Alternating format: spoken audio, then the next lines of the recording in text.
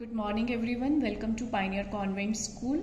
हमारा टॉपिक चल रहा है न्यू एम्पायर्स एंड किंगडम्स और लास्ट वीडियो में हमने पढ़ा how were these kingdoms administer, मतलब कि किंगडम्स में क्या न्यू डेवलपमेंट्स हुई थी एडमिनिस्ट्रेशन में। वो 3 मेन पॉइंट्स थे, hereditary, one person and many portfolios and important man had a say in local administration. ये 3 मेन पॉइंट्स थे जो हमने with benefits and drawbacks study किया लास्ट वीडियो में। अब एडमिनिस्ट्रेशन का एक मोस्ट इंपॉर्टेंट पार्ट होता है आर्मी। तो new kingdom and new empires में न्यू काइंड ऑफ आर्मी की डेवलपमेंट हुई थी जो पुराने किंग्स की आर्मी से थोड़ा अलग था। जो सिमिलैरिटी थी वो सिमिलैरिटी पहले हम देख लेते हैं कि जो अर्लियर किंग्स थे, जो न्यू एम्पायर्स थे, उनमें सिमिलैरिटी क्या थी। सिमिलैरिटी ये थी, like earlier rulers, some of these kings maintained a well-organized army with elephants, chariots, cavalry and foot soldiers। Means जैसे पुराने जो किंग्स थे, जो मौर्यन एम्पायर के किंग्स थे, उनकी तरह इन किंग्स ने भी एक बहुत अच्छी आर्मी मेंटेन की हुई थी। जो एलिफेंट्स भी थे जिस आर्मी में, चैरियट्स होते हैं रथ भी थे, cavalry means horse army and foot soldier पैदल चलने वाले सिपाही, ये पूरी आर्मी मेंटेन की हुई थी। लेकिन इसके अलावा न्यू एम्पायर एंड किंगडम्स में कुछ न्यू डेवलपमेंट्स भी हुई थी। वो कैसे हुई थी वो हम देखते हैं। इसके लिए आपको ये समझना होगा, सपोज ये पूरी एक किंगडम है, ओके, यहाँ पे किंग है, तो जहां पे किंग है वहां का उसके आसपास का एरिया तो किंग के कंट्रोल में हो गया। अब किंग ये पूरी बाउंड्री कैसे कंट्रोल करेगा? तो किंग ने क्या किया कि कुछ इंपॉर्टेंट पर्सन, जैसे आपको हमने लास्ट टॉपिक में भी लास्ट वीडियो में कराया था कि important men had a say in local administration, की जो इंपॉर्टेंट मेन होते थे उनको एडमिनिस्ट्रेशन में इन्वॉल्व कर लिया गया। तो सपोज इस एरिया में एक इंपॉर्टेंट पर्सन था, ये इसको इन्वॉल्व किया, फिर एक इस पर्सन को इन्वॉल्व किया। तो इन्होंने इस तरीके से पूरी किंगडम को राजा ने कवर कर लिया और हर जगह पर अपना एक इंपॉर्टेंट पर्सन अपॉइंट कर लिया। इस पर्सन की रिस्पॉन्सिबिलिटी थी कि ये यहाँ पे एक छोटी आर्मी मेंटेन करके रखेगा। उस आर्मी का सारा एक्सपेंस इस पर्सन पे आएगा, तो ये पर्सन आर्मी मेंटेन करेगा, ये भी करेगा। इस तरीके से राजा की पूरी किंगडम सिक्योर हो गई। अब अगर किसी और किंग ने इस किंग के ऊपर इस डायरेक्शन से अटैक किया तो ये किंग क्या करेगा, ये यहाँ आएगा, इस पर्सन को, इसकी आर्मी को अपने साथ लेगा और फाइट करेगा।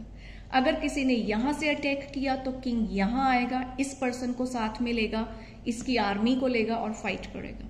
तो इससे क्या होता था कि किंग को ऑलवेज एक छोटी आर्मी मेंटेन करनी पड़ती थी, बहुत बड़ी आर्मी मेंटेन नहीं करनी पड़ती थी। बाकी की आर्मी ये लोग, ये पर्सन अपॉइंट करते थे। इन पर्सन्स को एक नाम दिया गया मिलिट्री लीडर्स का, कि ये मिलिट्री लीडर्स हैं। और इन मिलिट्री लीडर्स को न्यू एम्पायर्स एंड किंगडम्स में कहा जाता था सामंतास। अब ये जो मिलिट्री लीडर्स हैं इनको कोई सैलरी नहीं मिलती थी, ठीक है। जो इंपॉर्टेंट पॉइंट्स हैं आर्मी के जो आपने लर्न करने हैं वो ये हैं कि इनको कोई सैलरी नहीं मिलती थी। अब किसी पर्सन को अगर आप सैलरी नहीं दोगे तो वो आपके लिए काम क्यों करेगा? तो किंग इन्हें क्या देता था? किंग कहता था कि जहां आप रह रहे हो, जो आपके कंट्रोल्ड एरिया है, ये आपका है, ये लैंड आपकी है, यहां से आप रिवेन्यू लो, अपनी अपनी लैंड से रिवेन्यू लो और अपनी अपनी आर्मी की सैलरी, अपनी आर्मी के एक्सपेंसेस निकालो। तो एक तरीके से ये जो सामंत होते थे ये छोटे किंग बन जाते थे अपनी जगह के। आपने बाहुबली मूवी देखी है, बाहुबली में जो साम्राज्य था वो महेशमती का था। जो देवसेना के फादर थे वो क्या थे? वो एक जगह के सामंत थे, एक छोटी जगह के, और वो लेकिन जो था वो साम्राज्य महेशमती के ही अंडर था। तो आपको उस एग्जाम्पल से समझ आ गया होगा कि ये छोटे छोटे मिलिट्री लीडर सामंत होते थे, इनके पास ये छोटा एरिया लैंड का होता था, ये लैंड ऑनर्स होते थे और ये किंग के लिए आर्मी मेंटेन करते थे। अब इन सब को हम पॉइंट्स में लर्न करेंगे एग्जामिनेशन में, प्रेजेंटेशन पॉइंट ऑफ व्यू से। See, there were military leaders who provided the king with troops. Troops होती है small army. Whenever he needed them, जब भी राजा को नीड होती थी तो ये मिलिट्री लीडर्स प्रोवाइड करते थे किंग को small army. They were not paid regular salaries, ये मैंने अभी आपको बताया कि उनको कोई सैलरी नहीं मिलती थी। इंस्टेड का मतलब इसकी बजाय some of them received grants of land, उनको लैंड ग्रांट कर दी जाती थी, जो मैंने अभी आपको दिखाया कि उनको वो लैंड दे दी जाती थी कि ये तुम्हारी लैंड है, इसका रिवेन्यू लो और सारे एक्सपेंसेस निकालो। They collected revenue from the land, वो इस लैंड से रिवेन्यू लेते थे। Used this to maintain soldier, और उस रिवेन्यू से वो सोल्जर्स, हॉर्सेस मेंटेन करते थे।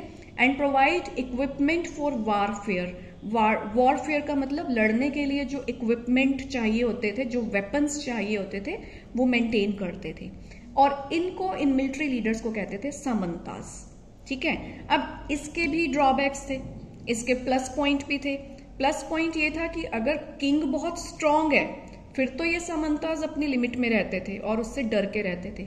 लेकिन अगर कोई किंग वीक आ गया, जिसकी की एडमिनिस्ट्रेशन वीक है, जिसके जो फिजिकली वीक है, जो फाइटिंग में वीक है, तो क्या करते थे ये samantas, whenever the ruler was weak, कि जब भी कोई रूलर वीक होता था, samantas tried to become independent, तो समंतास अपने आप को इंडिपेंडेंट मीन्स अपने आप को आजाद घोषित कर देते थे और वो धीरे धीरे किंगडम की जो मेन थ्रोन होता था, जो राजा की सीट होती थी, उस पर भी कई बार वो कब्जा कर लेते थे। तो ये था new kind of army in new empires and kingdoms, और ये मेन पॉइंट्स हैं जो आपने लर्न करने हैं। So far we have done the important changes and development in the administration in new empire. ये 3 main points हमने पढ़े development के। Then we have done army. Now we will see the important changes in southern kingdom. southern kingdom में आपने चालुक्यास को study किया है, पल्लवास को स्टडी किया है कि इनके टाइम में क्या important development हुई थी एडमिनिस्ट्रेशन में। That was the formation of assemblies. Assemblies बनने लगी थी। असेंबलीज मीन्स ग्रुप डेवलप होने लगे थे। किस तरह के ग्रुप थे और क्या उनकी फंक्शनिंग थी, that we will study in this chapter. तो सबसे पहले हम देखेंगे system in southern India. Chalukyas और पल्लवास कहाँ पे थे, सदर्न इंडिया में थे। तो कैसे सिस्टम प्रिवेल्ड थे, क्या डेवलपमेंट हुई, that we will study in this video. सबसे पहले तो हमें ये इंफॉर्मेशन असेंबलीज की डेवलपमेंट की मिलती कहाँ से है। This information we get from the inscriptions of the Pallavas. जो पल्लवास के टाइम के इंस्क्रिप्शंस थे, inscriptions you know written records थे, वो हमें बताते हैं a number of local assemblies की उस टाइम बहुत सारी लोकल असेंबलीज हुआ करती थी। 3 मेन लोकल असेंबलीज थी। 1 इज सभा, 2nd इज उर, 3rd इज नगरम। ये तीनों असेंबलीज कैसे फंक्शन करती थी और किन लोगों की होती थी, that you need to keep in mind. Sabha an assembly of Brahmin land owners, जो लैंड ऑनर्स होते थे उनमें जो ब्राह्मण लोग थे उन लोगों की एक असेंबली होती थी। ये हमने आपको अपनी लास्ट वीडियो में भी बताया था that important people, important men had a say in the local administration, means local administration में उनको कुछ पावर्स दी जाती थी। तो ये जो ब्राह्मण लैंड ऑनर्स की असेंबली थी, इनका क्या मेन फंक्शन होता था। दिस असेंबली फंक्शनड थ्रू सब कमेटीज, ये अपने अंडर छोटी छोटी कमेटीज बना लेते थे और ये कमेटीज और ये सभा दे लुक्ड आफ्टर इरिगेशन, ये इरिगेशन के काम मतलब कि वाटर सप्लाई का काम, खेतों में कैसे पानी देना है, एग्रीकल्चरल ऑपरेशन की, फार्मर्स की क्या कंप्लेंट्स हैं, फार्मर्स को कोई प्रॉब्लम तो नहीं आ रही है, मेकिंग रोड्स, कहाँ पे रोड्स बनानी चाहिए, लोकल टेम्पल्स कैसे बनाने हैं, कैसे उनको संभालना है, ये सारा जो लोकल लेवल का काम होता था ये असेंबलीज हैंडल करती थी। मीन्स वही सेम बात है कि किंग ने जो लोकल लेवल के काम थे वो लोकल लोगों को दे दिए और किंग ने अपने लिए मेन काम क्या रखा, वॉर एंड एक्सपेंशन, की लोगों से दूसरे किंग्स के साथ फाइट करना और अपने किंगडम को एक्सपेंड करना किंग का टास्क होता था।